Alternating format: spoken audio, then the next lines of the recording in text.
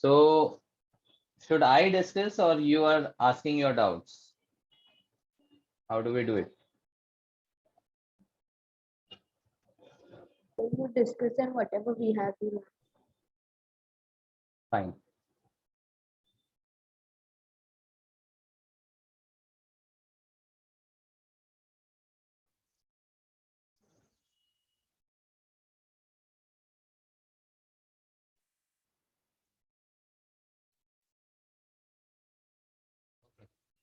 So halo compounds chapter 23 से third question.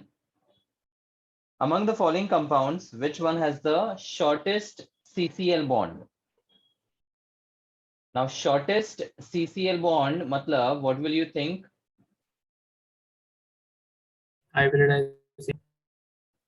Hybridization, and the bond length is actually related with bond energy, and it is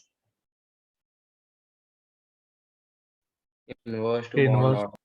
inverse. तो shortest CCl bond मतलब highest CCl bond energy.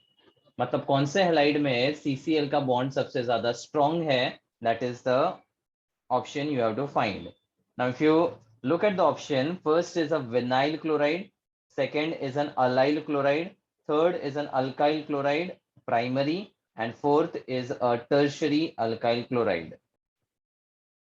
So this is basically to be answered on the basis of concept of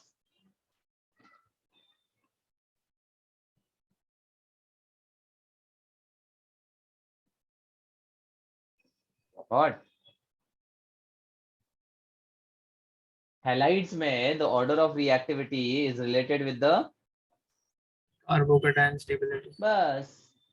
So basically यहाँ पर the moment you talk about carbocation stability, just remember the order as BAWA, where benzyl is more stable than allyl, then alkyl, and vinyl and aryl are almost having the equal instability. In fact, they are the useless carbocations, and vinyl and aryl halides are very, very less reactive. That is the reason they have the highest CCl का bond energy. So the answer to this is A. So ये hybridization के related भी कर सकते हो, because sp2CX वाले जो compounds होते हैं, they are very less reactive because उससे बनने वाला carbocation is very much unstable. Got it? Yes, sir. 10th one. In the following sequence of reaction, the P is, so the compound given is a chlorocyclopentane, which is added with Mg in dry ether. So this is a clear example of formation of Grignard. Grignard reagent. Now this Grignard reagent is further reacted with ethanol. Now what concept you will think here? Ethanol abstract. Grignard abstracts acidic H. Perfect. Grignard reagent is highly reactive and it is a source of, Grignard reagent is a source of carbanion, which acts as a very strong nucleophile and also a very strong base. Carbanion बहुत ही ज़्यादा strong base होता है, and because of that, if it comes in contact with any H containing compound, it can be water, alcohol, amine, carboxylic acid, any H containing compound, it will abstract the hydrogen and form a hydrocarbon. Along with that, the byproduct will be MgCl with OC2H5, the remaining part of the ethanol. ठीक है? तो Grignard के साथ H containing compound हमेशा hydrocarbon देता है. Remember that because this type of questions are very commonly asked. Okay, और ये strike होना चाहिए based on the carbanion formation through the Grignard reagent. That is the funda. 12th one, the correct order of reactivity of the given chlorides with acetate in acetic acid. Acetate in acetic acid.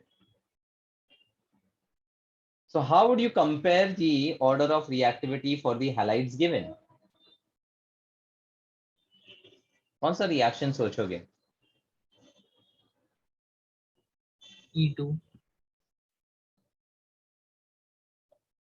Why elimination? E2 elimination होने के लिए what is the condition? SN2. हाँ, पर condition क्या है मुझे बताओ, reason बताओ.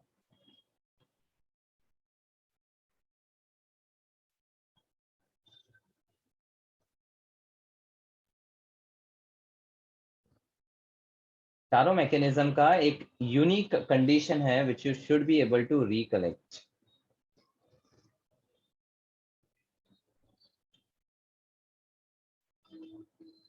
See, for substitution reaction, the main two mechanisms are SN1 and SN2 for the halides.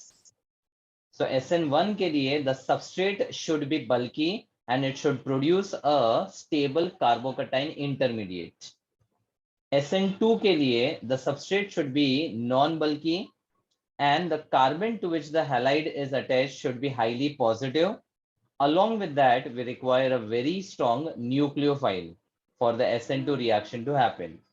Even reaction basically happens for dehydration of alcohols, where OH is a poor leaving group, so we require the protonation, then the carbocation formation, and then the deprotonation. And E2 reaction happens in the presence of a strong base, and the E2 reactivity is dependent on the stability of the product which is formed. SN1 और E1 जो है वो कार्बोकटाइन stability के ऊपर relate करते हैं. SN2 का main condition है एक स्ट्रॉन्ग न्यूक्लियोफाइल का प्रेजेंस. E2 के लिए एक स्ट्रॉन्ग बेस, और E2 रिएक्टिविटी कंपेयर करने के लिए you have to just compare it based on the product का stability, and that is in turn related to the hyperconjugation. ठीक है, clear with that? Yes, sir. Yes, sir. Now, acetate ion in a solvent which is acetic acid, does it act as a base or a nucleophile? First question वो है. Strong base. Strong base, क्योंकि acetic acid एक weak acid है, बराबर. तो उसका जो conjugate base है that would be very strong. जैसे हमने इथेनॉल देखा, ethanol is a very weak acid, इसलिए उसका conjugate base जो है that is C2H5O negative, that is a very strong base, और इसके presence में it undergoes the E2 mechanism. Correct? Yes, sir. तो E2 mechanism है मतलब हर एक कंपाउंड का आप प्रोडक्ट एनालाइज करो, और प्रोडक्ट जो है that will basically be a diene formation, and based on that diene formation and hyperconjugation का number of alpha hydrogen, you have to compare the order of reactivity. Approach clear? Yes, sir. ठीक है, तो ये ध्यान रखना कौन से reaction में कौन सी कंडीशन अप्लाई करनी है, एंड उसके बेसिस पे you have to compare the stability और the reactivity order whatever is asked. So can you repeat what you just said, the previous one, the approach? The acetate in acetic acid is the reagent given. ठीक है, now we know that acetic acid is a weak acid, and a weak acid का conjugate base will always be a strong. Yes, sir. So since this is a strong base, it will undergo the elimination by molecular यानी E2 mechanism. तो E2 mechanism में होगा क्या, यहां से Cl और उसके adjacent से H simultaneously eliminate होगा, and it will give you a diene compound. अब ये जो diene compound आ रहा है इसका number of hyperconjugation structures आपको analyze करना है. More the alpha H, more will be the reactivity in that case. समझा? Yes, sir. So SN1 का important point क्या है? SN1 reactivity is decided by stability of carbocation. SN2 का reactivity is dependent on the substrate, which should be non-bulky. इसलिए 1, 2, 3 का order of reactivity ये follow करता है. Plus there should be a presence of strong nucleophile. E1 के लिए SN1 के जैसा ही कॉन्सेप्ट है, मतलब stability of the carbocation intermediate is to be analysed. But E2 के लिए the reactivity order is based on the stability of the final product which is an alkene. Stability of the final product, यहाँ पे कोई intermediate के related concept नहीं है, ध्यान रखना. SN2 में भी इंटरमीडिएट कुछ नहीं होता है, इसलिए यहाँ पर सबस्ट्रेट और न्यूक्लियोफाइल स्ट्रॉन्ग होना चाहिए, वो कंडीशन है. और यहाँ पर स्टेबिलिटी ऑफ द प्रोडक्ट मतलब बेस्ड ऑन हाइपर कॉन्जुगेशन. बस ये 4 यूनिक कॉन्सेप्ट्स अगर आपने याद रखे तो reactivity order will never be a problem for any of the 4 mechanisms. Fine. Yes, sir. 15th one. In the given reaction of 3-bromo-2,2-dimethyl butane with ethanol gives you the major product. Now by looking at the reaction, कौन सा reaction है ये strike होता है? Alcoholysis. Super. Alcoholysis. मतलब यहाँ पर ये रिएक्शन में हैलाइड है और जस्ट एक इथेनॉल दिया हुआ है, ठीक है. Now this ethanol acts as an alcoholic solvent and this solvent will not be able to directly attack the carbon which is attached to bromine. तो यहाँ पर mechanism अगर सोचोगे तो सबसे पहले Br being a good living group will eliminate and जैसे ही Br निकलेगा there will be a formation of Carbocation. and the moment there is a carbocation, think about Rearrangement. rearrangement. Which rearrangement will happen here? It will go to tertiary carbon. नहीं, methyl will go to CH and form a tertiary carbon. It will go to tertiary carbon नहीं, tertiary carbon से निकल के वो secondary पे जाएगा ना Aditya.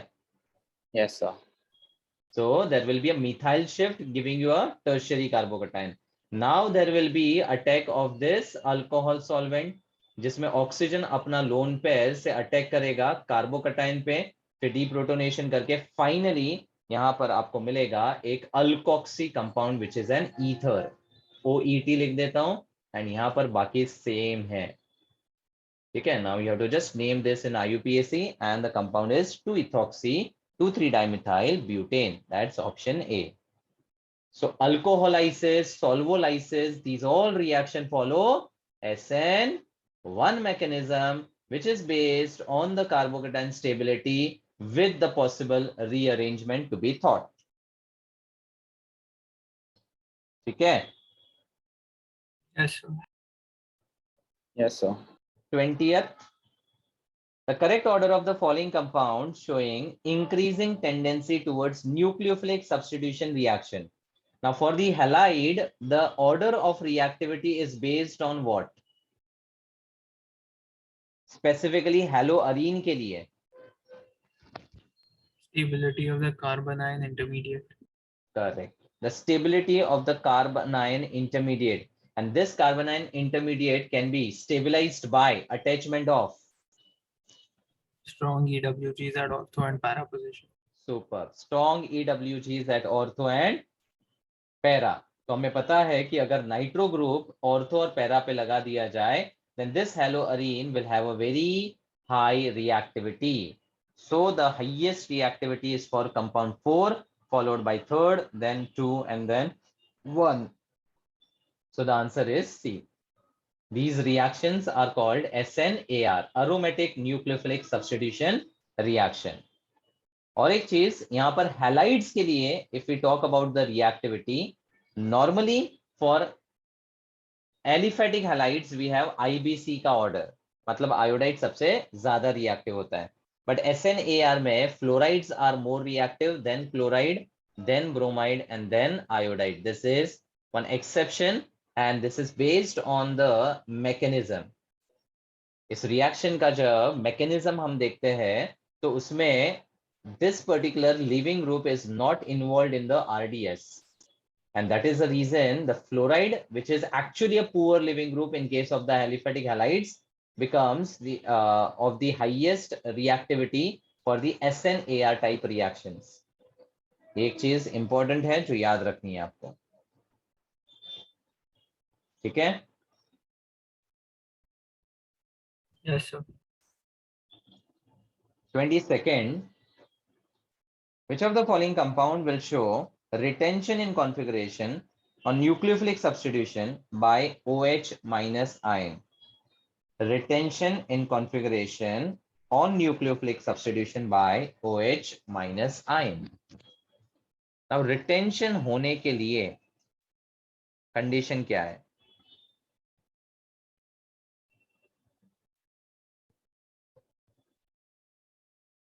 If you do the nucleophilic substitution for this compound having a chiral carbon, will you have the 100% retention possible?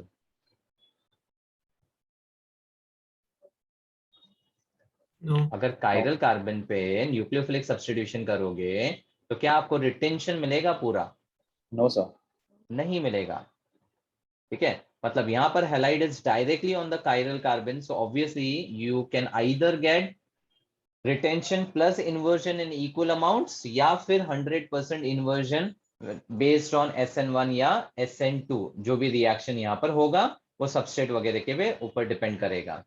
ठीक है, तो थर्ड वाला आपका आइसोप्रोपाइल ब्रोमाइड है which is a chiral compound. now यहाँ पे chirality नहीं है तो यहाँ पर रिटेंशन का फंडा अप्लाई होगा क्या?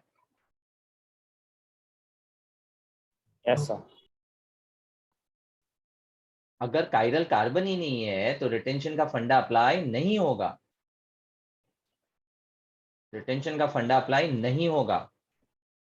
अब डी वाले ऑप्शन में देखो, you have a chiral carbon but this chiral carbon is not directly attached to Br. मतलब Br यहां से जब हटेगा और OH लगेगा तो दिस काइरल कार्बन का configuration will remain Unaffected. See, option A में the configuration will change because the chiral carbon is bonded to Br. B में भी change होगा. C में applicable ही नहीं है क्योंकि ये एक अकाइरल कंपाउंड है, not applicable. और D में the halide is not attached to the chiral carbon. So इसका अगर मान लो assume करते configuration R है तो प्रोडक्ट बनने के बाद भी इसका configuration R ही रहेगा. तो can I say there is retention of the configuration? Yes, sir. That's why the answer is D. Understood? Yes, sir. 25. The decreasing order of reactivity of the following compound towards nucleophilic substitution SN2 reaction. Now SN2 का जो reactivity है that depends on the substrate and it depends on the deficiency of the carbon attached to the halogen. मतलब अगर मेरे पास CCl वाला bond है तो SN2 की रिएक्टिविटी इस कार्बन के डेफिशिएंसी के ऊपर डायरेक्टली प्रोपोर्शनल है. It's proportional directly to the deficiency. इसलिए एक बहुत सुपर्ब एग्जांपल है कि अगर मेरे पास benzene with a C double bond O CH2 और Cl है तो दिखने में ये कंपाउंड बहुत बल्की है, तो SN2 के लिए ये बहुत बुरा सबस्ट्रेट होना चाहिए. लेकिन ये कार्बोनाइल CH2 पे जो अटैच्ड है, it will actually withdraw the electrons and make this carbon very much deficient. That's why the attack of the nucleophile, which is very strong, would be easier in this case. समझा? Yes, sir. तो यहां पर जो मैंने एक point लिखा था SN2, एक और चीज लिख सकते हैं, it's dependent on deficiency of the carbon bonded to the Cl. Deficiency of carbon, ये वाला जो हाईलाइट कर रहा हूं. ठीक है, तो अब ऑर्डर ऑफ रिएक्टिविटी ऑप्शंस देखो. All the compounds are benzyl chloride but there are nitros which are attached at different position. Now which position will be effective to make this carbon deficient of benzyl chloride? Ortho and para. Ortho and para, क्योंकि ortho और para पे ही -R effect होता है. Meta पे resonance लिखना गुना है. गुना है. Super. ठीक है, इसीलिए second and third would be more reactive as compare to fourth and first. And second and third में नाइट्रो अगर ऑर्थो पे है तो ज्यादा पास में है, तो वह ज्यादा इंडक्टिव स्ट्रॉन्ग इफेक्ट देगा, इसलिए second will be more reactive then third, then fourth, and then first. That will be the order of reactivity. That's why the answer is option B. Clear? Yes, sir. Then 27, the decreasing order of reactivity of the following organic molecules towards AgNO3. Now, जब कभी भी AgNO3 का reaction आए, तब basically AgNO3 क्या करेगा, halides में से इमीडिएटली हैलाइड को निकाल के प्रेसिपिटेट बनाएगा, and because of the halide का removal there is a formation of Carbocation. So AgNO3 का कभी भी रिएक्टिविटी ऑर्डर पूछा जाए, मतलब the answer is based on the carbocation stability. तो फर्स्ट ऑप्शन ये दिया गया है साइक्लोप्रोपिनाइल क्लोराइड. उसके बाद नेक्स्ट में साइक्लोप्रोपीन के ऊपर OMe लगा हुआ है, फिर अपना नॉर्मल आइसोप्रोपाइल क्लोराइड है, और आइसोप्रोपाइल क्लोराइड के साथ नाइट्रो दिया हुआ है. तो आपको करना क्या है, सब में से हैलाइड उड़ा दो एंड उसके ऊपर जो पॉजिटिव चार्ज है उसके कार्बोकटाइन की स्टेबिलिटी को एनालाइज करो. So I just place a plus over here. So what can you comment on the first structure? Aromatic. It's aromatic, and ये वाला स्ट्रक्चर बहुत ही ज्यादा एक्सेप्शनली स्टेबल है. तो इन चारों में डेफिनेटली ये कंपाउंड का रिएक्टिविटी ज्यादा होगा, लेकिन फर्स्ट एंड सेकंड में खाली फर्क इसका है. Now what does this do to the carbocation? Does it make it more stable और लेस स्टेबल? मोर, बिकॉज ये अपना डोनेटिंग ग्रुप है, और डोनेटिंग तो कार्बोकटाइन की स्टेबिलिटी को बढ़ाता है. तो ये सोने पे सुहागा हो गया, मतलब B will be definitely more reactive than the A. अब सी और डी में फर्क खाली नाइट्रो का है. अब नाइट्रो क्या करेगा? Make it unstable. Make it unstable, क्योंकि ये अपना EWG ग्रुप है. तो सी ज्यादा रिएक्टिव हो गया डी से, so the order is BACD. Understood? Yes, sir. So OMe shows minus I, right? OMe first shows plus R and then minus I. So but this हमेशा is not दो a effect. benzene. Sorry, This is not a benzene ring. but there is a pi bond in conjugation, ना? It satisfies A double bond B alternate C के ऊपर lone pair. Benzene पे हम इसलिए लिखते थे क्योंकि वहां पर कॉन्जुगेशन था, राइट? Yes, sir. ये भी अरोमेटिक है ना, तो यहाँ पर भी आपको वो कॉन्सेप्ट सोचना ही है. Got it? Yes, sir.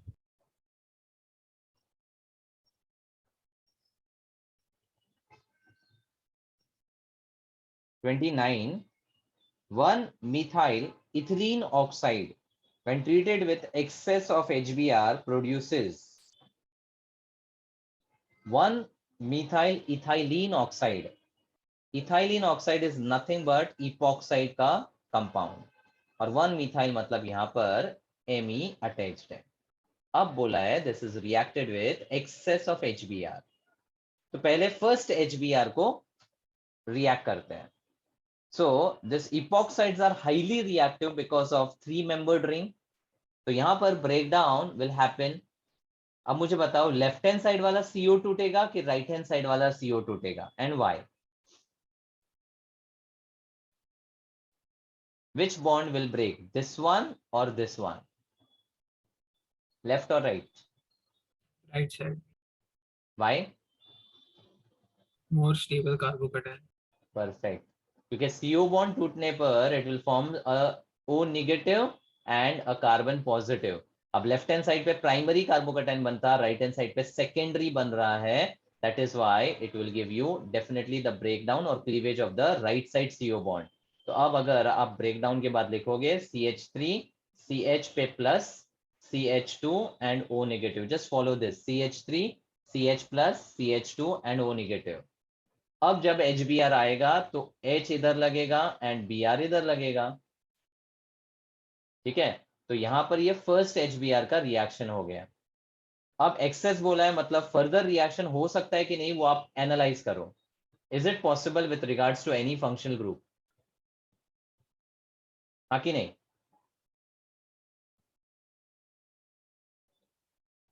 So it's possible. Possible because of the presence of OH. OH.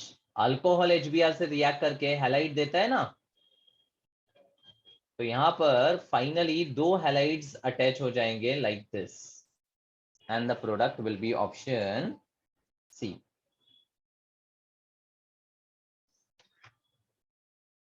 Clear है? Yes, sir. Okay. 30th is the beautiful question. है सिंपल, लेकिन इसमें बहुत सारे कॉन्सेप्ट क्लियर हो जाते हैं, इसलिए मैं ये क्वेश्चन डिस्कस कर रहा हूं. So the first one is you have a 3-methyl group bonded to the common carbon followed by a CHOH and a CH3 and concentrated H2SO4. Tell me the name of the mechanism. E1. E1.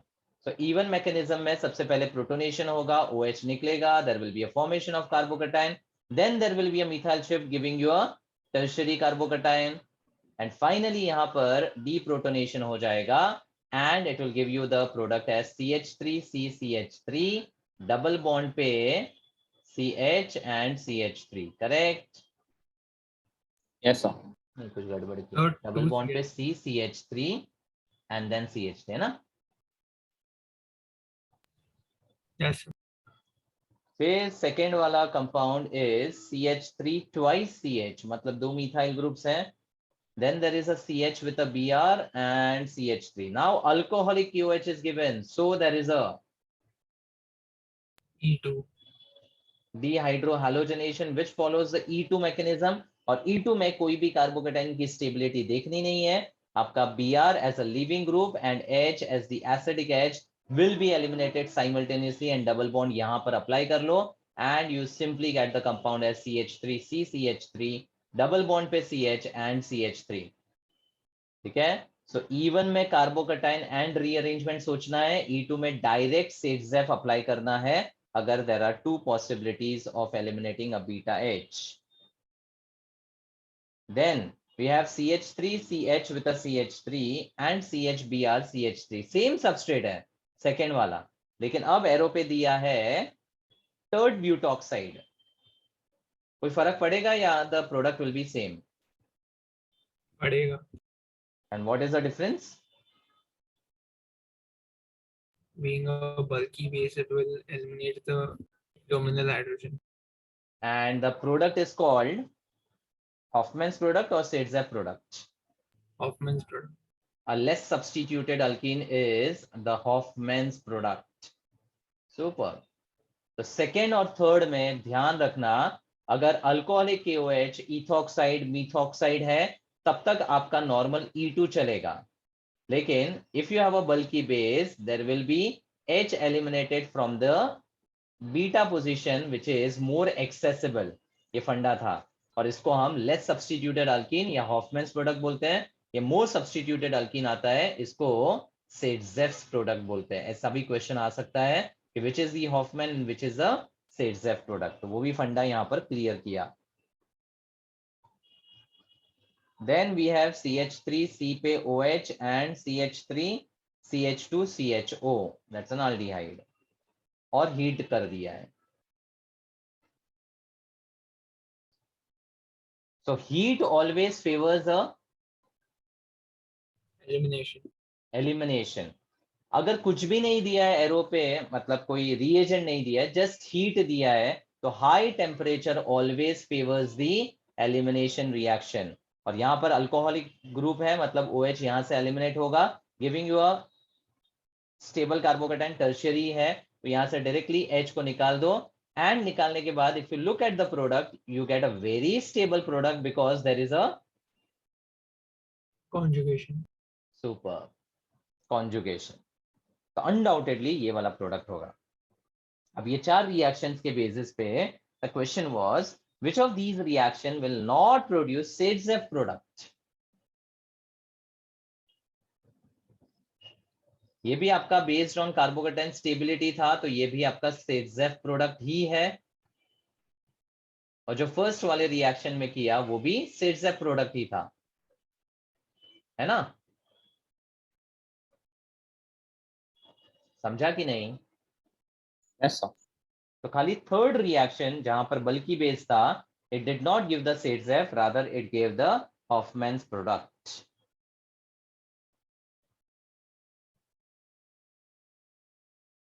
Next 33. I think there is a correction in this question. Question पूछा है the decreasing order of reactivity towards dehydrohalogenation, and in bracket they are mentioning E1. Dehydrohalogenation is never E1, it's always an E2. E2 reaction. तो अगर यहाँ पर E1 consider करना है तो stability of carbocation देखना पड़ेगा, और E2 कंसिडर करना है तो स्टेबिलिटी ऑफ द प्रोडक्ट देखना पड़ेगा. दोनों में आंसर डिफर करेगा, राइट? Yes, sir. ठीक है, तो यहाँ पर ये कॉन्ट्राडिक्टरी क्वेश्चन था. डीहाइड्रोहैलोजनेशन बोल रहे हैं और E1 एरो में सॉरी इन द ब्रैकेट दिया है. तो I will just right the structures over here. Sorry.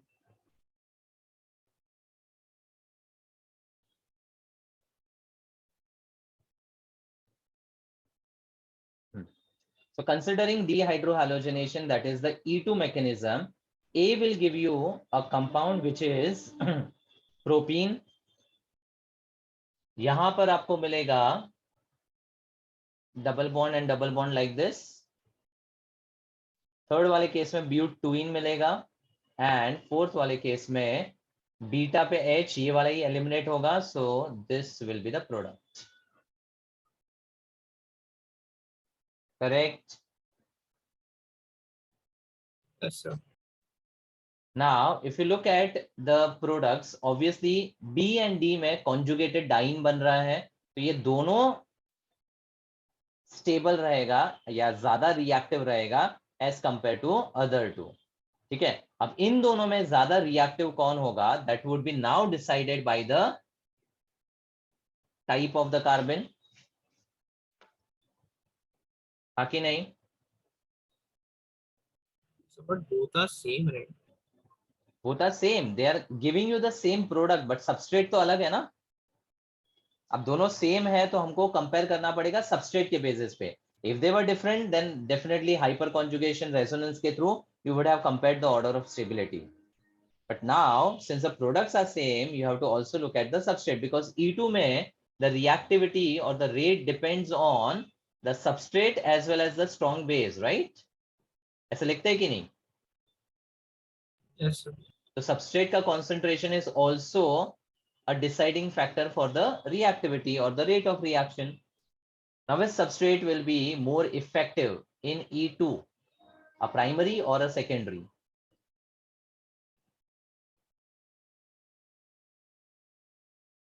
SN2 सोचो ना. Primary. प्राइमरी, इसीलिए बी और डी में कंपैरेटिवली बी ज्यादा होगा एज कंपेयर टू डी. अब ए और सी में विच will be more reactive? C. Because it's giving you 6 hyper conjugation in the final product, और यहाँ पे सिर्फ 2 हाइपर कॉन्जुगेशन मिल रहा है, मतलब C will be more reactive than A. Understood?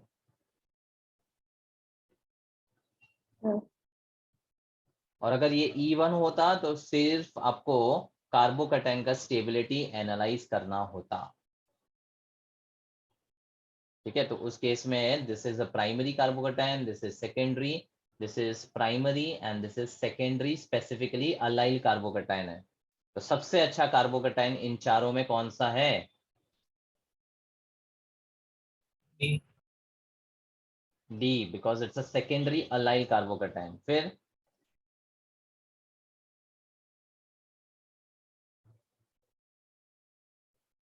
C. E. बी या सी? C. C, because there will be 4 hyperconjugation और यहाँ पे सिर्फ 2 हाइपर कॉन्जुगेशन है. अब अगर यहाँ पर ये अल्कोहलिक ग्रुप होता तो फिर there would be a carbocation and the rearrangement also possible. अगर रीअरेंजमेंट कंसिडर करते then it would give you a allylic carbocation, हाँ कि नहीं? कार्बोकटाइन है मतलब रीअरेंजमेंट तो सोचना ही है ना, लेकिन E1 होने के लिए this should be replaced by the OH, तो यहाँ पर डेफिनेटली OH होना चाहिए तो ही वो कॉन्सेप्ट अप्लाई होगा। अब D सबसे ज्यादा स्टेबल है, उसके बाद B आना चाहिए because after the rearrangement it is going to give you a allylic carbocation which is going to have conjugation as well as hyperconjugation, resonance और हाइपर कॉन्जुगेशन दोनों है, ठीक है, और उसके बाद C और A ऐसा आएगा ऑर्डर। क्लियर है? Yes, sir. Sir, in E2, how is E more reactive than B? In E2, both B and D are giving you a conjugated diene, which is buta-1,3-diene. But now if the product is similar, then you have to analyze the substrate. And for E2, the substrate needs to be non-bulky. So primary ज़्यादा preferable होगा as compared to secondary. Okay, got it.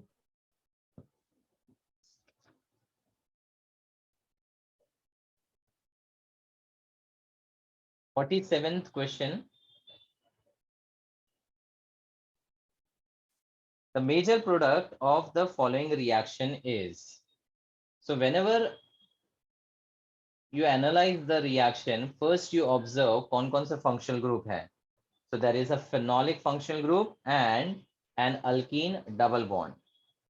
Now there are two reactions given on the arrow. First is the reaction of HCl and second is the reaction of AlCl3 anhydrous. Options में देखो, you are getting a benzene with a cyclic ring bonded to it. मतलब यहाँ पर cyclization का concept apply हुआ है, ठीक है।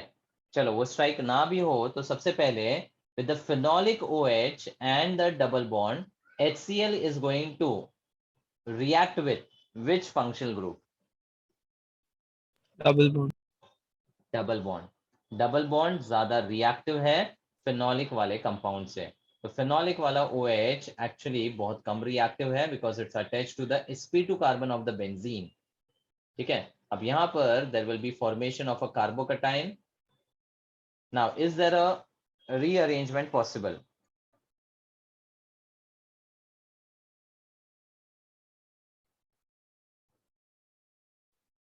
Yes. यस, क्योंकि ये जो कार्बोकटाइन बना है दैट्स अ सेकेंडरी कार्बोकटाइन, अगर मैं शिफ्ट करूं तो वो वापस सेकेंडरी बनाएगा, और शिफ्ट करूं तो it will give you a secondary benzyl carbocation. So ideally यहाँ पर रीअरेंजमेंट होने के बाद there will be two hydride shifts which would occur and it will give you a chloride bonded to the benzylic वाला carbon and rest of the carbon chain as it is, ठीक है। अब next में AlCl3 बोला है। Now, what is the role of AlCl3 anhydrous? Friedel-Crafts catalyst. It's a Friedel-Crafts catalyst. So generally अगर benzene के साथ अल्काइल हैलाइड हम रिएक्ट करते हैं तो we react in the presence of anhydrous AlCl3. As per the mechanism, the AlCl3 immediately takes away the Cl negative, produces the R plus, which acts as an electrophile and bonds to the benzene, giving you alkyl benzene. This is Friedel-Crafts alkylation reaction. ठीक है, तो अगर यहाँ पर कार्बोकटाइन की बात करें तो this will be the carbocation which would be form, and अब ये carbocation as an electrophile would attack the benzene. Now since it is already bonded to benzene, it will internally attack the benzene. अब benzene पे कहां पर attack करेगा वो आपको ring formation के ऊपर डिसाइड करना है। अगर ये इस कार्बन पे डायरेक्टली अटैक कर देगा तो it will give you a 1 2 3 membered ring which is definitely not preferable, ठीक है। अगर ये पॉजिटिव चार्ज ऑर्थो पे या पैरा पे या दो ही पोजीशन पे अटैक कर सकता है because the OH of the benzene is making it OP directing and activated, मतलब ये दो पोजीशन है जहां पर ये अटैक कर सकता है, और दोनों केस में it is going to give you a 3 membered ring which is not preferable. Do you agree? Yes, sir. तो अब यहाँ पर अगर सिर्फ HCl होता ना, then definitely the answer would have been the benzylic वाला हैलाइड, बट क्योंकि AlCl3 दिया है तो उस केस में अगेन Cl माइनस ऐसा निकल जाएगा, कार्बोकेटाइन देगा। अब वो कार्बोकेटाइन एनीवे स्टेबल है बट रिंग फॉर्मेशन प्रेफरेबल नहीं है, तो अगर मैं इस कार्बन के थ्रू अटैक कर रहा हूं तो I will get 1 2 3 4 4 membered ring. Even 4 membered ring is not that great. अगर यहां से अटैक किया होता तो it would give 1 2 3 4 5 membered ring with 1 methyl as a substituent. ठीक है, अब ये 5 मेंबर्ड रिंग का फॉर्मेशन ज्यादा प्रेफरेबल है, और चारों ऑप्शन में देखो you are getting a 5 membered ring attach to the benzene. मतलब आपको ये स्ट्राइक हो जाना चाहिए कि अटैक इस कार्बन के थ्रू हुआ है। समझा? Yes, sir. ज्यादा प्रेफरेबल अटैक ऑर्थो पे होगा कि पैरा पे होगा? Para. पैरा। ठीक है, तो इस केस में ये वाले इलेक्ट्रॉन्स यहाँ पर अटैक करेंगे and finally it will give you a ring. Benzene तो एज इट इज है, OH भी अनअफेक्टेड है, and now you will get 1 2 3 4 5 membered ring with a methyl here. That is option D. तो इस case में अगर mechanism wise सोचे तो ये वाला प्रोडक्ट बनने के बाद आपका साइक्लिजेशन होना चाहिए, but as we have discussed that 3 और 4 membered ring is not that preferable, इसलिए वहां साइक्लिजेशन नहीं होगा। समझा? Yes, sir.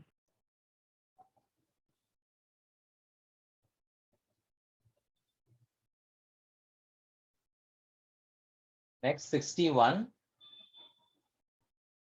Compound A C8H9Br gives a wide PPT when warmed with alcoholic AgNO3. Now ये अगेन एक कॉन्ट्रास्टिंग रिएक्शन हो जाता है। What is the problem with the statement?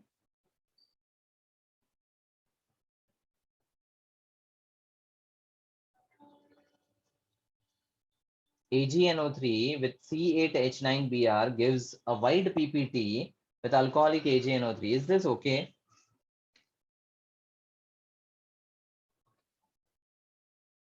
कुछ प्रॉब्लम नहीं दिख रहा है? Yellow PPT. हाँ, या तो यहाँ क्लोराइड होना चाहिए या व्हाइट की जगह येलो करना चाहिए, तो ये भी गड़बड़ था। ठीक है, एनीवेज चलो हम क्लोराइड कंसिडर कर लेते हैं या फिर ब्रोमाइड ही रखते हैं, बट व्हाइट की जगह it should be yellow PPT. AgBr is yellow PPT, right? चलो ये करेक्शन था। Oxidation of A gives an acid. A का ऑक्सीडेशन हो रहा है and it is giving you C8H6O4, which is the compound B, and this contains the acid functional group. And B easily forms an anhydride on heating. B anhydride बनाता है heat करने पर। तो identify the compound A.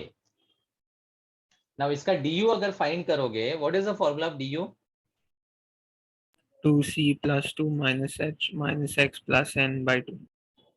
2C plus 2 यानी 2 into 8 plus 2 minus hydrogen minus halogen अगर है तो मतलब यहाँ 1 होगा minus, and then divide by 2।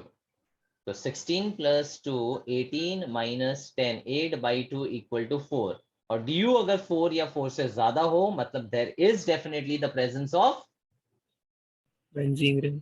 Benzene ring.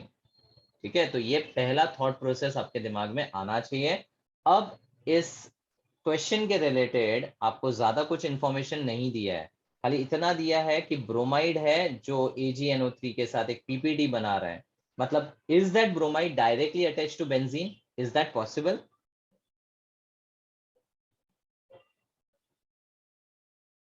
इतना तो स्ट्राइक हो सकता है ना? Can it be a bromobenzene? हाँ या ना? No. नो, क्योंकि ये Br इजीली यहां से निकलेगा नहीं। If it is attached to the benzene तो वो येलो पीपीटी बनाएगा ही नहीं। ठीक है, अब ऑप्शन को देखो and try to analyse. If you consider the first option, I have a CH2 Br and a methyl bonded to it. Du 4 है, कार्बन 8 है, एक ब्रोमाइड है, सेटिस्फाई हो रहा है. अब येलो पीपीटी दे रहा है, वो कंडीशन क्लियर है. ऑक्सीडेशन होने पर this CH3 on the benzene with KMnO4 changes to benzoic acid, हाँ कि नहीं? Yes, sir. And in fact benzylic carbon अगर रिंग पे है तो वो कोई भी benzylic carbon irrespective of number of carbon in the chain उसको कार्बोक्सिलिक एसिड में कन्वर्ट कर देता है, चाहे वो इथाइल हो, प्रोपाइल हो या कोई भी और ग्रुप हो, right? KMnO4 is such a strong oxidizing agent. Do you agree? Yes, sir. और अनहाइड्राइड बनाने के लिए the 2COH group has to be on, Adjacent position. खत्म हो गई बात. अब बी और डी तो देख के ही रूल आउट कर सकते हो क्योंकि मेटा और पैरा पे है, और सी हमने रूल आउट किया because Br is bonded to benzene which can't be the case. बचा एक ही ऑप्शन, खाली देखकर ही समझ सकते हो, answer is a, right?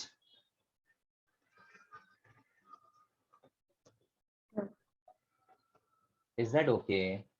Yes, sir. Yes, sir. Fine. So I am done from my side. Now any doubts from your side apart from the questions which I have discussed? So 36.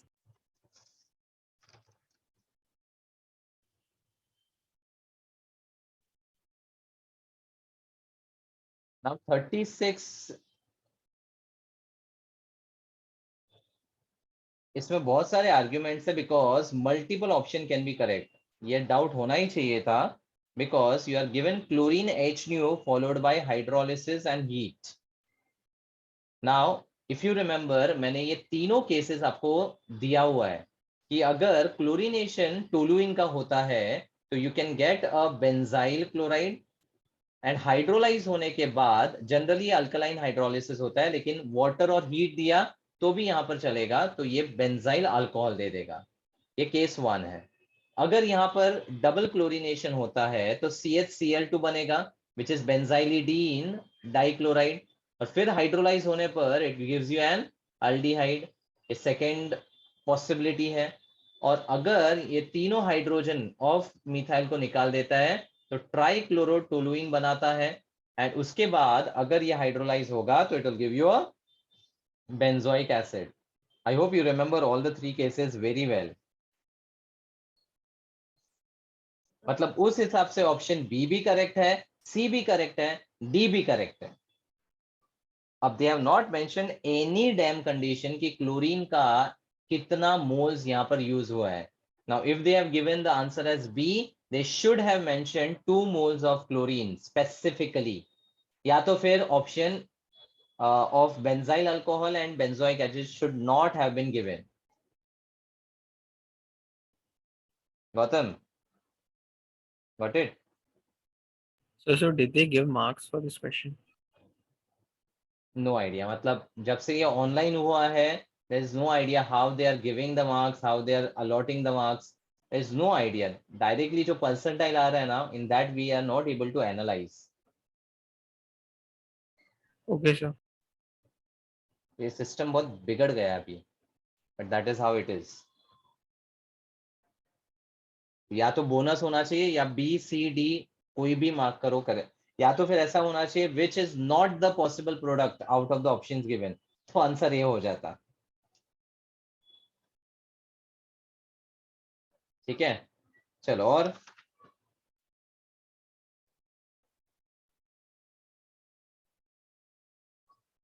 Quick,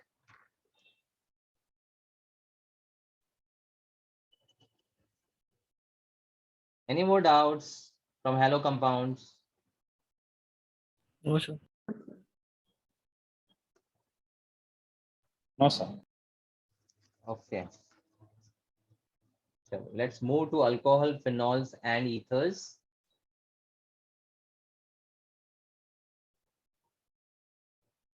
Second question, we have C3H6 followed by acid catalyzed hydration H3O plus, giving you a compound A followed by KIO in dilute KOH, giving you B plus C.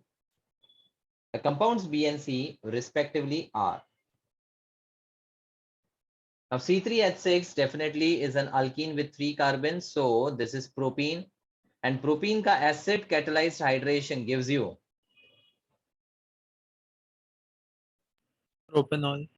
Propane 2. propanol गलत हो जाएगा. It will be specifically propane-2-ol as per Markovnikov's addition. Now what is KIO?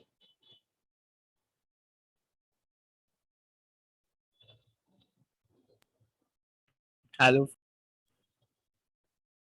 It's a hypohalite. Now normally हम NaOI लिखते हैं, और मैंने क्या बोला था, I2NaOH, NaOI, Cl2NaOH, ये कोई भी रिएजेंट एरो पे दिखे मतलब think about the haloform reaction. ठीक है, अब लिखने का जो तरीका है शायद वो बहुत लोगों को स्ट्राइक ना हुआ हो. KIO ये कौन सा कंपाउंड है? ठीक है, तो this is nothing but potassium hypohalite only, and the reaction is simply the haloform reaction. अब हैलोफॉर्म रिएक्शन के डायरेक्ट प्रोडक्ट्स ढूंढने के लिए, if you have a methyl bonded to a secondary alcoholic group, that will change to CHI3, and the other part will give you a Salt of carboxylic acid. salt of carboxylic acid. मतलब if you have RCHOH CH3, then directly product ढूंढने का तरीका क्या था? अगर ये NaOI के साथ रिएक्ट कर रहा है तो R वाला part gives you the salt and CH3 वाला part gives you the CHI3. इसलिए बार बार बोलता हूँ जनरल रिएक्शन समझ लो, and just apply the general reaction here. You will get the product as iodoform and sodium rather potassium acetate. So the answer should be option D. बस खाली KIO strike होना चाहिए. नहीं भी हुआ तो एक बार ऑप्शन को देख लो, शायद आपको स्ट्राइक हो जाए. Rather than leaving the question, always कभी भी अगर आपको क्वेश्चन के थ्रू स्ट्राइक नहीं हो रहा है तो please analyse the options. Clear? When you do one also. हाँ.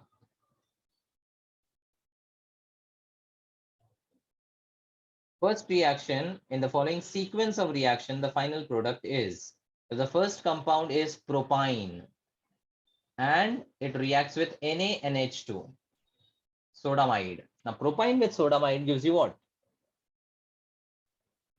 Propanide. Propynide.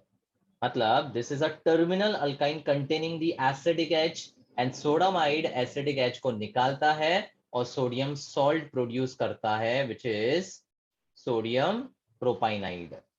ठीक है, followed by the reaction with a Br, CH2, CH2, CH, OH and CH3. Now if you remember, terminal alkyne से NaNH2 react करने के बाद when we add the halide, what was that reaction used for?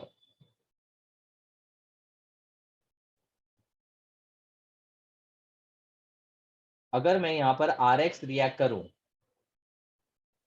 तो NaX निकलने के बाद you get again an alkyne but with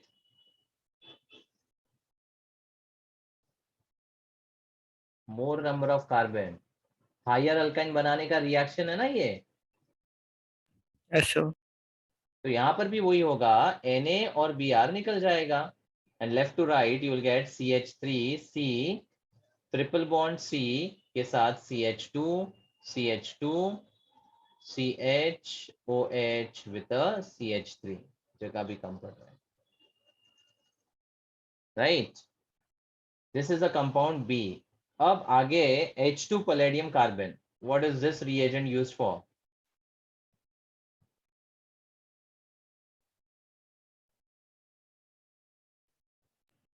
Hydrogenation, na? Now is the hydrogenation going to be partial or complete? Partial. Palladium carbon, palladium barium sulfate, palladium calcium carbonate, ये सब partial hydrogenation के लिए है, and this is basically Lindlas catalyst type reagent which will give you a cis alkene. तो अगर configuration की बात करें तो यहाँ पर sin addition होकर cis वाला alkene बनेगा. एंड उसके बाद CrO3 दिया हुआ है which is an oxidizing agent, so that will definitely affect the alcohol, and secondary alcohol oxidizes to Ketone. ketone, so you get an unsaturated ketone over here.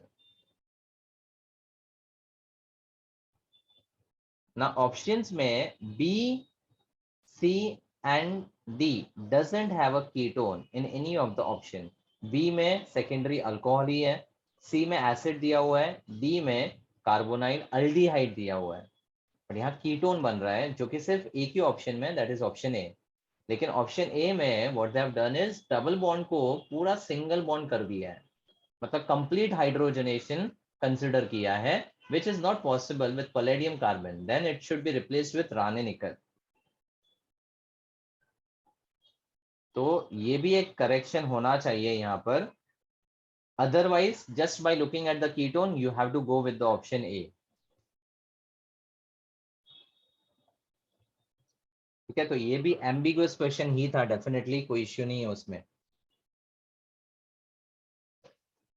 और ऐसे आड़े तेड़े एक दो क्वेश्चन तो आपको मिलेंगे ही.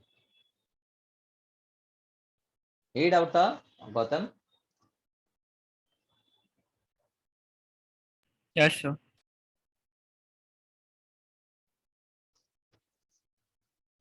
Fourth one, CH3CH with a OH, C with a double bonded carbon, C double bond O, OCH3. So that is an alcohol, alkene and an ester. तीन functional group है, and now the reactant is HBr. What is the major product of the reaction? Now out of the three functional groups, which is the functional group which will react with HBr easily?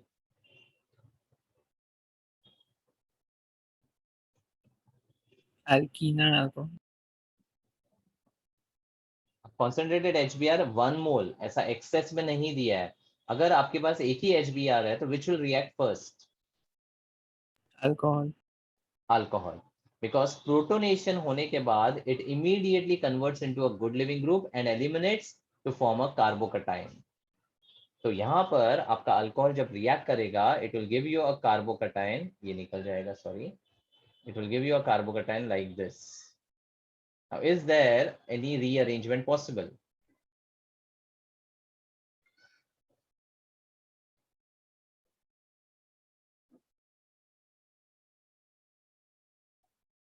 No. No. यहाँ पर जो carbocation बन रहा है that is your secondary carbocation, and the secondary carbocation is in conjugation with double bond, that is an allylic carbocation, right? अब यहाँ पर ये प्लस चार्ज इधर कॉन्जुगेशन में है और ये पाई बॉन्ड और पाई बॉन्ड इस तरह से कॉन्जुगेशन में है. मान लो अगर मैं ये पाई बॉन्ड को शिफ्ट कर दूं तो let's see what happens over here. So if I shift the pi bond over here, then pi bond यहाँ पर आ जाएगा, positive charge यहाँ पर आ जाएगा. So this is now a primary allylic carbocation. ठीक है, तो ये primary allylic carbocation जो है, this is again in conjugation, and ये pi bond और pi bond भी conjugation में है. तो anyways यहाँ पर ये cross conjugation का केस है. Linear conjugation मतलब क्या? All the carbon atoms would be aligned in the same line and the conjugation would be continuous. यहाँ पर इधर भी cross conjugation वाला केस है, बराबर? Yes, sir. Now in the second case, let's say ये first वाला structure है, ये second वाला structure है. Second case में pi alternate pi is in linear conjugation, and this pi alternate pi will give you more stability as compared to this particular conjugation जहां पर pi alternate pi linearly arranged नहीं है but cross arranged है. ठीक है, तो despite of this being a positive carbocation, this will have more stability as compared with the above one, because ऊपर वाला जो अल्कीन है ना वो टर्मिनल वाला अल्कीन है और यहाँ पर डबल बॉन्ड जो है आपका नॉन टर्मिनल पोजीशन पे है, तो ज्यादा हाइपर कॉन्जुगेशन भी मिलेगा यहाँ पर. In the first case, you will not get hyperconjugation. Conjugation तो है, but यहाँ पर 3 hyperconjugation भी मिल रहा है जो स्टेबिलिटी ज्यादा बनाएगा. समझा?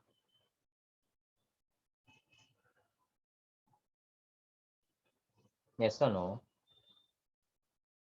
Yes, sir.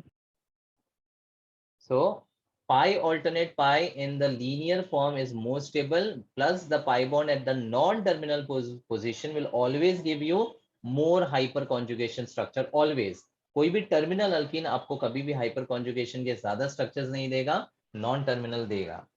ठीक है, तो because of resonance plus hyperconjugation this particular compound would be more stable. ठीक है, तो फाइनली यहाँ पर Br माइनस अटैक करेगा and you will get the compound as option D. In fact, चारों ऑप्शन में A, B and C में the alkene was at the terminal, but only D में non terminal दिया हुआ है, तो एक ही odd man out था actually.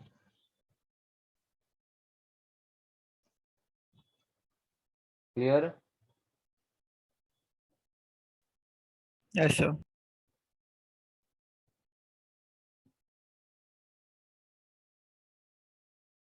Now 11th one. When neopentyl alcohol is heated with an acid, it slowly converts into 85:15 mixture of alkenes A and B. What are these alkenes? Neopentyl alcohol with an acid. Which mechanism you are going to think? E1. E1. And neopentyl is a very special case of the carbocation rearrangement, है ना? तो यहाँ पर आपके पास CH2 पे positive आता है, फिर मिथाइल का शिफ्ट होता है, एंड फाइनली डीप्रोटोनेशन होने के बाद you get a structure CH3C with a CH3 double bond CH and CH3. ये मेजर अल्कीन होगा और एक माइनर भी बनेगा which will be a terminal double bond वाला alkene. The answer to this is A. Simple E1 mechanism है. अब instead of the neopentyl alcohol, if I had a neopentyl bromide and I use a strong base, what would happen?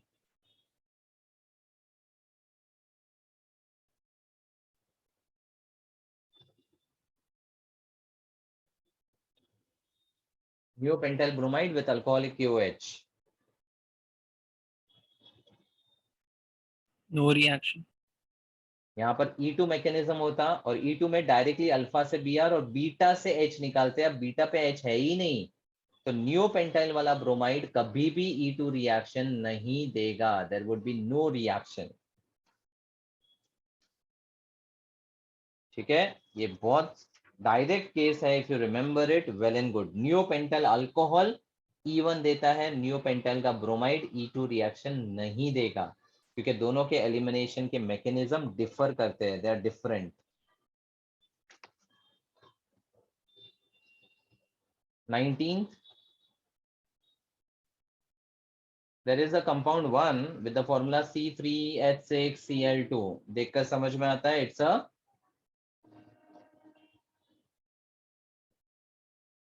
डाइहैलाइड. अब डाइहैलाइड में या तो वो geminal हो सकता है या विसिनल, वही एक्चुअली आपको फाइंड करना है. So through the sequence of the reaction, you have to identify what type of halide they are talking about. तो compound third जो है, that with anhydrous ZnCl2 and conc HCl gives turbidity immediately. अब इसका analysis जो है that would obviously be done from the reverse reactions. So last से अगर start करो तो immediate turbidity indicates the presence of Tertiary alcohol. tertiary alcohol. Now this tertiary alcohol is obtained through Grignard and what compound? Ketone. Ketone. Super. And ketone is obtained from which type of dihalide? Non-terminal geminal. Non-terminal geminal. Now just by looking at the option you can get the answer. आपको कुछ लिखने की जरूरत नहीं है. है ना, ये सीक्वेंस बहुत वेल नोन है. Non terminal geminal dihalide will give you a ketone. Ketone with Grignard gives you a tertiary alcohol. Tertiary alcohol with the Lucas reagent gives you turbidity immediately. ये टेस्ट था alcohols के लिए. तो ये सारा analysis के बाद the answer is directly option B.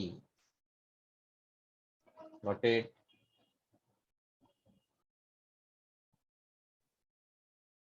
Yes, sir.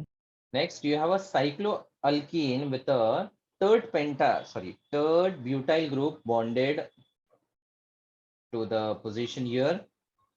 And now you have NBSH nu followed by water and K2CO3 acting as a base. So what is NBS? N-bromosuccinimide. N-bromosuccinimide, and is responsible for Allylic bromination. allylic bromination following a which mechanism? FSR. Free radical substitution reaction, FSR. तो अब double bond के बाजू वाले carbon पे simply आपको Br attach करना होता है. डबल बॉन्ड के बाजू वाला कार्बन. अब दो पॉसिबल पोजीशन है, तो कौन से पोजीशन पे Br लगेगा उसका analysis could be done by analysing the radical stability. So if I consider this as first radical and this is second, tell me in case of first radical conjugation तो है, and apart from that what other stability factor do you see?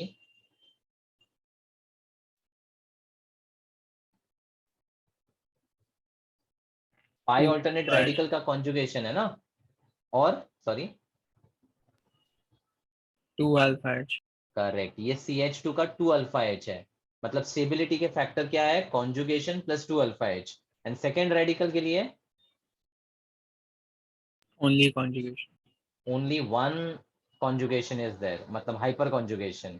तो obviously पहला वाला radical ज्यादा stable है, तो ये ruled out है. तो फाइनली ब्रोमिनेशन होगा एट द पोजीशन 1 जो मैंने इंडिकेट किया है, बाकी third butyl group as it is. उसके बाद H2O with K2CO3. So basically यहाँ पर bromide would be replaced by the alcohol group and you will get an alcohol which is like this. So the answer is option B.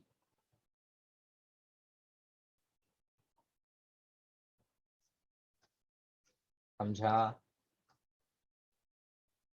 Yes, sir. Now coming to phenol section, 33rd question.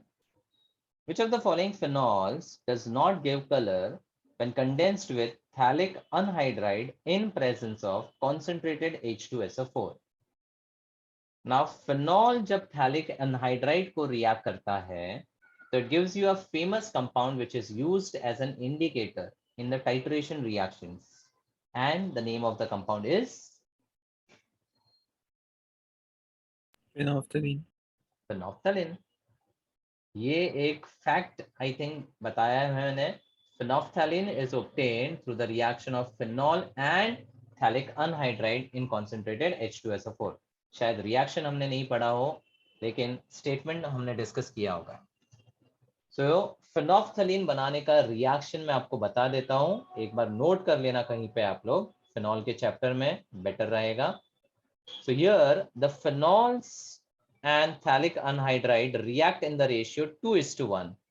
मतलब दो phenol के compound और एक phthalic anhydride.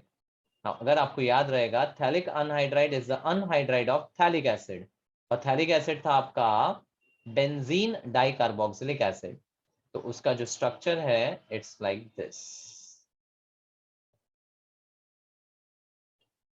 Correct? Yes, sir. होता क्या है, let me just migrate this OH over here. Phenol का जो पैरा पोजीशन का H होता है दोनों फिनॉल का, this H and this O gets eliminated as water when these compounds are heated with concentrated H2SO4, which acts as a dehydrating agent. So after the dehydration happens, the compound which we get is benzene, again a benzene, a phenolic group, and both bonded to the carbon of the phthalic anhydride यहाँ पर, और बाकी पूरा structure as it is same रहेगा. समझा reaction? This is the Yes, sir. structure of phenolphthalein used as an indicator in the acid base titration. तो basically इस reaction से क्या समझा कि phthalic anhydride takes away the H at the para position of the phenol. So question वापस पढ़ो. Which of the phenols does not give color when condensed with phthalic anhydride in presence of concentrated H2SO4? तो phenol का para position पे H होना चाहिए. First वाले compound में there is H at the para, second में भी है, थर्ड में भी है, बट फोर्थ में क्रिसोल कंपाउंड है जिसका पैरा पे CH3 है. So that para position is not having H, and that's why phenolphthalein is not getting formed in case of crisol. Para crisol, metacrisol होता बनेगा, ऑर्थोक्रिसोल होगा बनेगा, पैराक्रिसोल में नहीं बनेगा, इसलिए आंसर डी है. समझा फंडा? Yes, sir.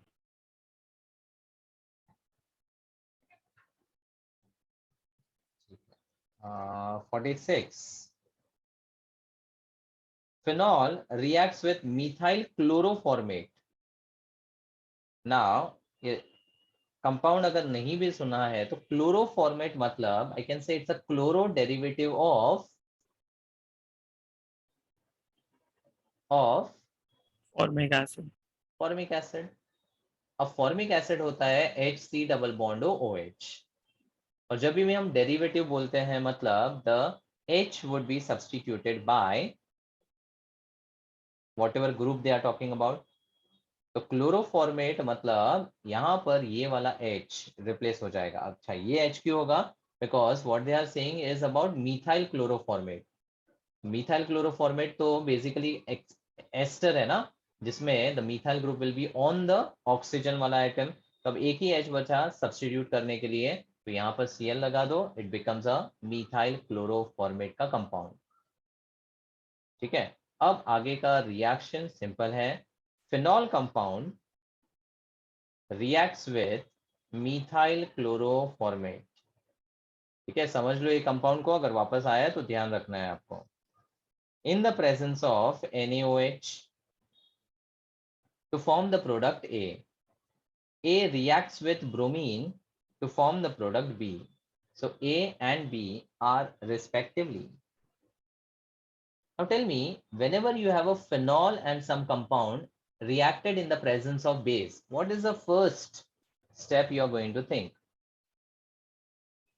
Phenoxide formation. Superb. Phenol is a very good acid because its conjugate base phenoxide is stabilized by resonance. तो अगर कहीं पे बेस NaOH दिखे या K2CO3 दिखे या NaHCO3 दिखे, NaHCO3 के साथ सॉरी नहीं रिएक्ट करेगा, सॉरी वो बेंजोइक एसिड करता है, बट NaOH या K2CO3 या अगर बेस कोई और फॉर्म में दिया हुआ है, then the phenoxide formation would be preferable. Now this phenoxide would act as a nucleophile and will attack the carbonyl carbon having a delta plus. So it will kick out the leaving group Cl minus and HCl यहाँ से combine होकर निकल जाएगा. तो finally A वाला compound क्या बनेगा? It will be a benzene with O, C double bond O and OCH3. ठीक है, अब इस कंपाउंड A का ब्रोमिनेशन किया है. So when a benzene is bonded to OC double bond O, is the ring activated or deactivated? Weakly activated. Weakly activated. मतलब the Br will be attached on the ortho या para and para will be preferable. So हो गया, the compound B will be this. खत्म. अगर benzene के ऊपर C double bond O OCH3 होता, that is an ester, then in this case the ring is Deactivated. और bromine यहां पर अटैच होता है. ये काफी इंपॉर्टेंट है. OC double bond O weekly activated है, C double bond O is deactivated group. ठीक है, बस इतना ध्यान रखना है. So, Hmm. so in 38th question, the answer given behind is wrong now. हाँ 38 में नन आंसर दिया है बिकॉज एक ऑर्डर गलत हो गया है वहां पर. सी बॉइलिंग पॉइंट्स कंपेयर करना है तो फिनॉल तो कॉमन ही था. The uncommon part was methyl nitro amino and methoxy. Which of these will have a higher boiling point and why?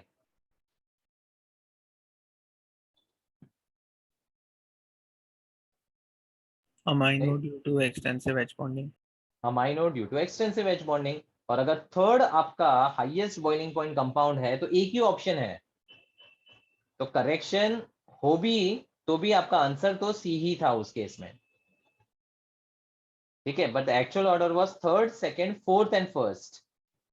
But since एक ही ऑप्शन आ रहा है इसलिए यहां पर कोई बोनस बोनस दिया भी नहीं होगा बिकॉज मल्टीपल आंसर नहीं आ रहा है ना. समझा?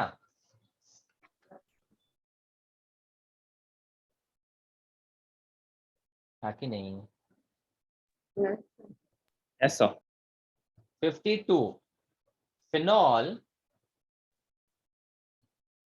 is heated with a solution of mixture of KBr and KBrO3. The major product obtained in the above reaction is.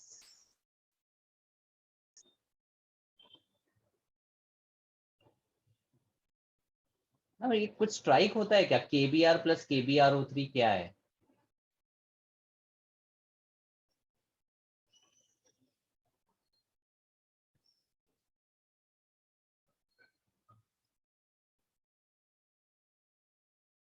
चलो थोड़ा इनऑर्गेनिक में चले जाओ.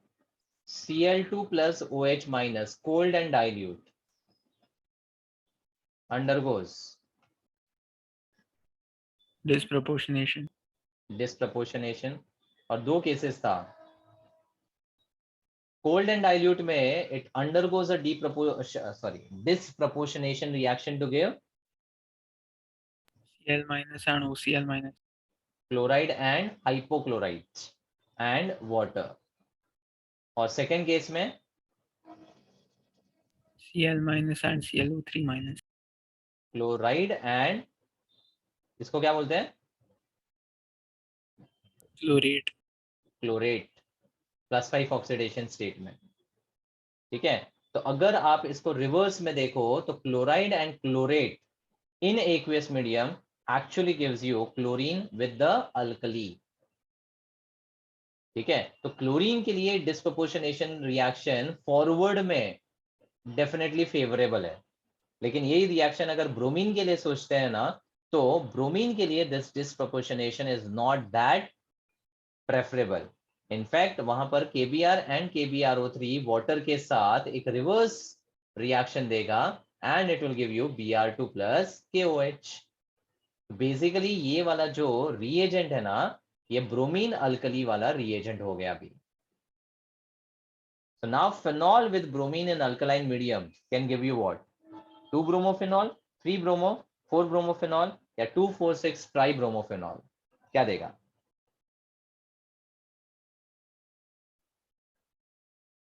D.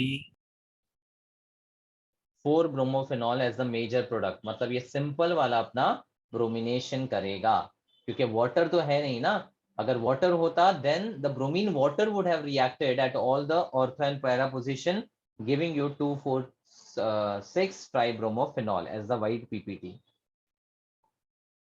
समझा? तो एक इनडायरेक्ट इनऑर्गेनिक से रिलेट करके कॉन्सेप्ट को पूछा गया था. Fine.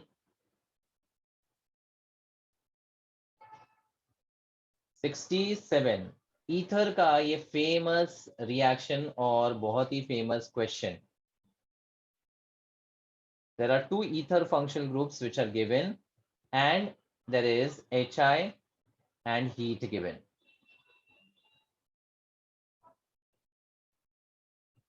Now in case of phenoxy ethers, when the HI is reacted, even if it is in excess, what is the product formed?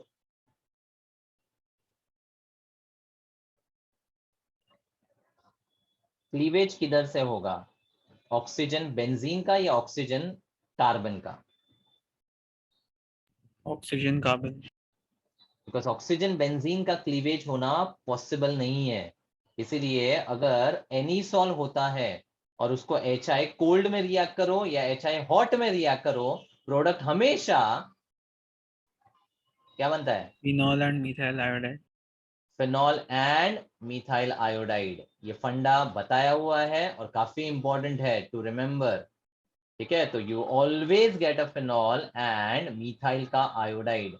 तो इस केस में इथॉक्सी बेंजीन है, तो ये वाला बॉन्ड क्लीव होगा, यहाँ पे H यहाँ पे I। अब ऊपर वाला ईथर तो अपना नॉर्मल ईथर है, एलिफेटिक ना, तो इस केस में ये वाला बॉन्ड अगर टूटा तो कहां पर I लगेगा, कहां पे H लगेगा?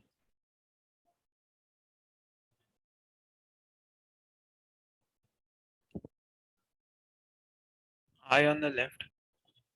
I on the left and H on the right। छोटा वाला अल्कोहल बनाएगा, बड़ा वाला आयोडाइड बनाएगा। That was the concept। So, but eventually, right will also make iodide only. हाँ, एक्सेस है ना, तो ये वाला भी टूटेगा और यहाँ पर इथाइल का सॉरी मिथाइल का आयोडाइड बन जाएगा। परफेक्ट। बट इस केस में खाली ये वाले कंपाउंड का further iodide formation will not be possible. So final compound would B iodide here and a phenolic compound here, plus अगर बाई प्रोडक्ट्स की बात करें तो वाटर है और इथाइल का आयोडाइड होगा, प्लस मिथाइल का आयोडाइड भी बनेगा ऊपर से, ठीक है? So the answer would be option D. A very important question with regards to ethers। Fine, so I am done from my side. Now you can ask your doubts। 64.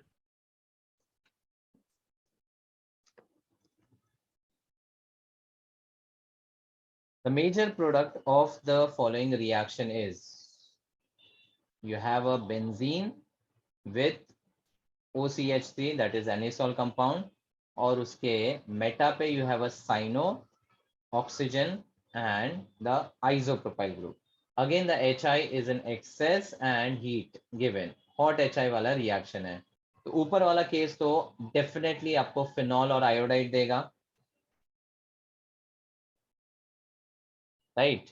अब इस case में ये वाला बॉन्ड टूटेगा और यहाँ पर iodide, यहाँ पर ये बॉन्ड टूटेगा, यहाँ पे iodide, and this oxygen would get eliminated as a water molecule, correct? तो Yes, उस sir. हिसाब से आपका आंसर होना चाहिए ऑप्शन सी, बराबर? Yes, sir. लेकिन यहाँ पर if you have the cyano group, is it going to form a stable carbocation when the CO bond breaks down? What will cyano do to the carbocation? Destabilize. Destabilise करेगा ना, तो कोई भी cyano nitro sulphonic acid के electron withdrawing group से है, तो वहां पर अगर डायरेक्ट साइनो या फिर एक कार्बन छोड़ के भी लगा हो तो भी वो उसको डिस्टेबलाइज करेगा। मतलब इस केस में the carbocation formation won't be that much favourable, इसलिए इस केस में भी वापस जो अल्कोहल बनता है उसका फर्दर आयोडाइड बनना लेस प्रेफरेबल है, similar to the concept of the phenolic compound. That is why यहां पर अगेन H और ये वाला आयोडाइड बन जाएगा। क्लियर? Yes, sir. सो एक और केस ध्यान रखना है कि अगर एनीसॉल का तो केस पक्का ही है, वो तो क्लियर है, ठीक है? Plus if you get a oxygen attached to a carbon which is having EWG group, then that is going to destabilize the carbocation। In that case the formation of the iodide is not going to be preferable।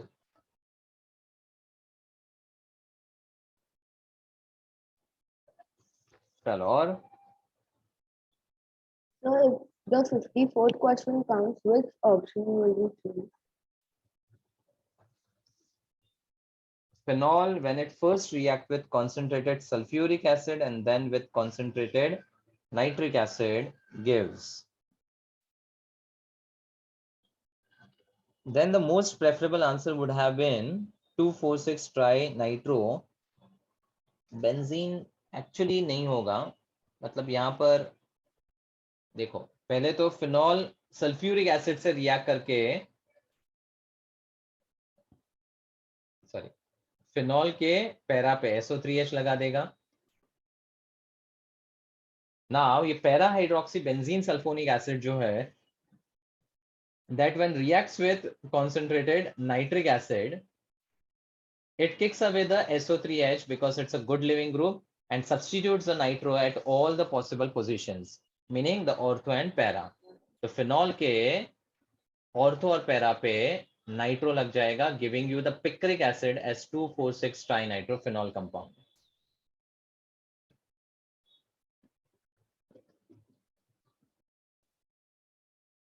अगर मान लो ये option में आपको select भी करना होता ना, then you should have gone for option D, मतलब replacing only one sulphonic acid with one nitro group, that would have been the best option. Okay. समझा? क्योंकि HNO3 में भी दो केसेस था ना, डाइल्यूट और कॉन्सेंट्रेटेड। डाइल्यूट एक्चुअली पैरा वाला कंपाउंड देता है और कॉन्सेंट्रेटेड 2,4,6 कंपाउंड देता है। बट अगर 2,4,6 का ऑप्शन नहीं है तो you can just go for this option. SO3H is a good living group, mind it, it will eliminate easily and any other group can substitute it.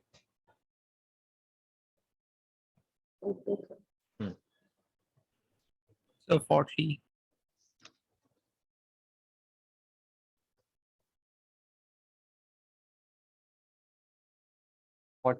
The major product of the following reaction is, so compound is a benzene with a carbonyl and a bromide. Now there is NaBH4 given, followed by methanol at 25 degrees Celsius. Now NaBH4 we know is a reducing agent and the carbonyl reduces to alcohol. And if you have a ketonic group, it will reduce to a Secondary. alcohol. तो पहला step तो clear है। उसके बाद next step में there is MEOH at 25 degrees Celsius.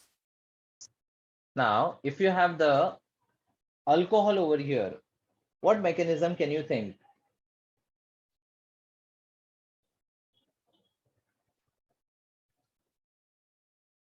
NGP.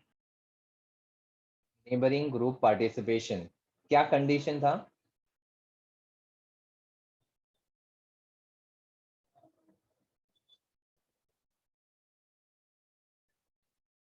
Recollect the condition. They should be far away. What should be far away? If you have a leaving group and leaving group के beta position पे, if there is some atom which can eliminate it easily, then this neighboring group OH का hydrogen can participate to eliminate the Br as HBr. तो यहाँ पर MEOH would basically drive this reaction to happen, and when the HBr gets eliminated, it actually forms a epoxide ring on the carbon of the benzene. मतलब यहाँ पर ये oxygen है, ये आपका CH2 है और यहाँ पर CH2. This is how the product could be formed. So but they are unstable, right? Epoxide rings जब रिएक्शन में इन्वॉल्व होते हैं तो definitely they try to open up. अगर सिर्फ ये साइक्लोप्रोपेन होता ना, then it would have been very unstable. Epoxide on its own exist करता है, बट साइक्लोप्रोपेन तो एग्जिस्ट करेगा ही नहीं, ये हमेशा ओपन अप हो जाएगा।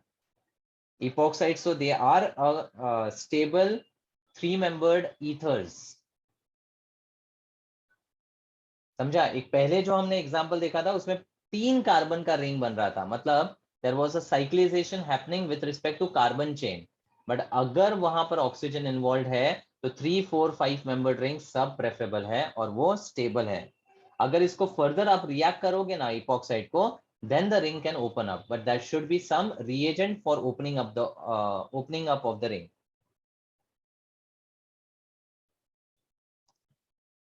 समझा? Yes, sir. तो इसमें ऑप्शन ए भी बुरा ऑप्शन नहीं है. अगर आप सॉल्वोलाइसिस सोचते हो यहाँ पर, तो यहाँ पर कार्बोकटाइन बनेगा Br निकलने के बाद, एंड देन MEOH का MEO अटैच होकर the answer could have been option A also. लेकिन जब भी ओपन चेन और साइक्लिक में आपको कंपेयर करना है ना, साइक्लिजेशन अगर होता रहेगा ना, तो you have to always think and that you can relate from the option. Option में अगर कहीं साइक्लिजेशन है ना, तो हमेशा साइक्लिक रिंग फॉर्मेशन वाला प्रोडक्ट आपको सोचना है. And definitely with respect to 3-membered ring only of carbon, 4-membered ring only of carbon, it's not never favorable. But epoxide वाला रिंग फिर भी बन सकता है, क्योंकि वो अपने आप में एग्जिस्ट करता है. It does exist on its own. ठीक है. और So 66.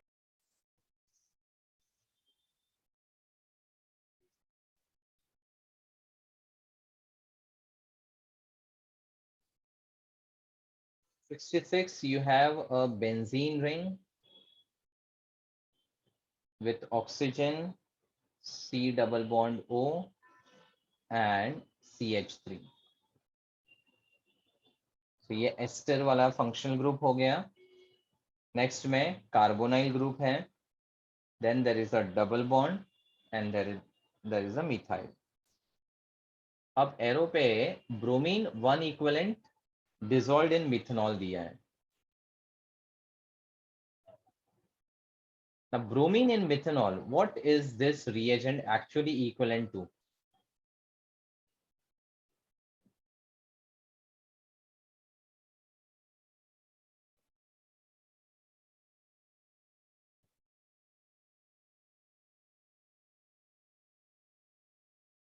जैसे क्लोरीन और वाटर जब आता है तो we have the formation of HCl and HOCl. वैसे ब्रोमीन इन मिथेनॉल में HBr निकल जाएगा एंड MEOBr बन जाएगा. So bromine in methanol is equivalent to MEOBr with oxygen carrying a negative because of more electronegativity and bromine with plus.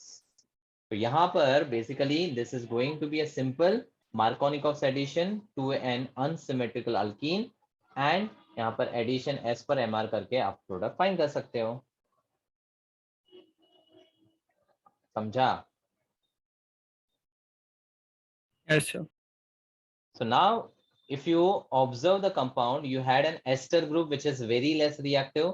Out of carbonyl versus double bond, carbonyl is more stable as compared to double bond. तो double bond सबसे easily react करेगा. Do you agree with this? Yes, sir. सो इस double bond में कार्बोकटाइन कहां बनेगा वो check करो. If I place a positive charge here and if I place the positive charge here, where it is more preferable? नीचे के ऊपर? नीचे. Why?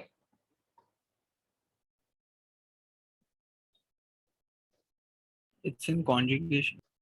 The pi bond is in conjugation with the double bond. और ऊपर अगर positive charge है तो वहां पर कॉन्जुगेशन नहीं होगा. ठीक है. तो if you have the positive charge placed over here, then the MEO minus would be attacking here. तो यहाँ पर OMe और यहाँ पर Br आ जाएगा. ठीक है. So the correct answer would be option B. But the answer they have given is option C. Again, this should be a correction.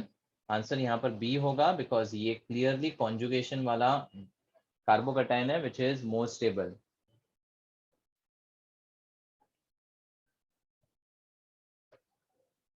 Okay.